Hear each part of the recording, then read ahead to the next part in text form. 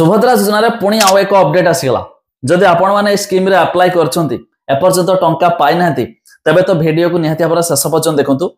आमर उपमुख्यमंत्री प्रभाती परिडा एबे आउ एक बड़ घोषणा जारी कले जहाँ विषय में आपको जनइबी शेष पर्यंत देखंतु। ता पूर्व लाइक टे कर दियंतु, सब्सक्राइब करनथले एबे सब्सक्राइब पाखर थिवा घंटी चिन्ह को दबाई दियंतु। एबे से अपडेट देखंतु कोन रहिछि। उपमुख्यमंत्री प्रभाती परिडा बड़ घोषणा, ओडिशा बाहर रहउथिबा महिला को भी मिलिबो सुभद्रा टंका। जिलावारी रिव्यू आसीचे एपरि तथ्य, तेणु सामाने जदि आवेदन करिवे तेबे सामानक कथा को विचार को नियाजियो बोली कहिसेंती उपमुख्यमंत्री। से कहिसेंती जे राज्यर समस्त महिला को सुभद्रा सहायता मिलिबो। एही क्रम रे बाद पड़िथिबा हिताधिकारी पई जिलावारी रिव्यू मध्ये होइछि। तबे जानि रखंतु बहुत सारा हिताधिकारी वा महिला हिताधिकारी अछंती जमाने कि हम ओडिसा रे रहउनाती, ओडिसा बाहर रहउछंती। तो सामाने भाबुछंती आमे तो ओडिसा बाहर रहउछु बा हमर टिके रोजगार भी समिति होउछि, तो आमे तो ओडिसा रे नाहु, तो आमे बोधे एथिरे अप्लाई कले सुभद्रा स्कीम रे हमकु हेतु टंका मिली न पारे। किंतु एहा को मध्य नजर रखी हमर उपमुख्यमंत्री प्रभाती परिडा आज मध्य बड़ घोषणा करदेले कि सेमाने मध्य अप्लाई कले भी टंका मिलिबो, जाकि जिलावारी कोन रिव्यू चलीछि।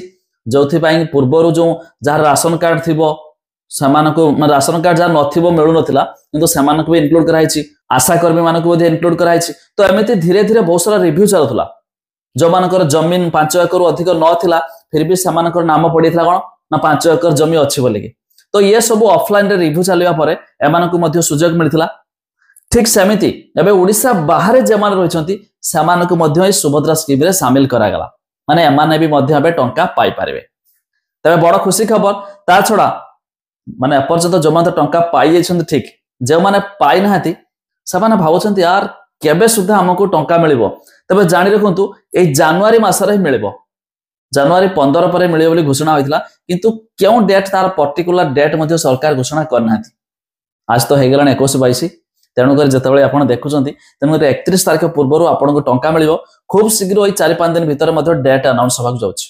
किंतु गोटे कथा, ता पूर्व आपनकर डीबीटी ठीक करा नियंतु, आपनका आधार कार्ड बैंक अकाउंट लिंक अछि नै सब ठीक सब आपनक तरफरु ओके करके रखी दियंतु, जहाँ पर सरकार टंका पठाइले मध्य आपन खाता रे जमा हो।